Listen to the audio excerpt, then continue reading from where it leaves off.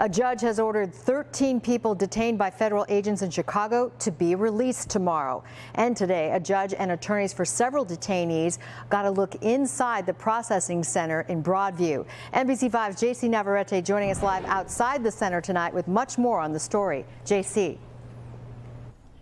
Hey there. Yeah, that tour was for the judge and the attorneys that are suing the federal government. Those allegations that there's overcrowding inside the Broadway facility, mistreatment and inadequate food here are what prompted this tour to even begin. And they were granted access earlier today for about 4 hours. As you mentioned, this is all on the heels of 13 detainees set to be released on bond.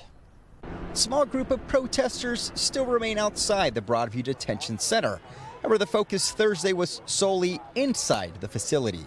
Attorneys with the ACLU suing the federal government over what they call inhumane conditions. Thursday, after the tour, those attorneys broke their silence with a statement reading in part, "We are grateful that the court gave us an opportunity to inspect the Broadview facility. We remain committed to ensuring that any detainees at Broadview are treated with dignity, have access to counsel, and are provided due process." The focus now turning to the more than 600 arrested without a warrant or probable cause during Operation Midway Blitz. They are scheduled to bond out in the coming weeks after a judge ruled that Border Patrol and ICE violated a consent decree established in 2022 in those arrests. Border Patrol Chief Greg Bovino speaking to Fox News, reiterating his agents are not going anywhere. I'll tell you what's going to happen is we're going to go even harder on the streets. If he releases those 650, we're going to apprehend 1,650 on the streets of Chicago. Those sentiments not sitting well with at least one Chicago taqueria. Bovino and other agents were refused service by the owner last week. The men in his shop were quickly turned away. I told him, "We're not serving you." I told him this was private property, and he had to leave.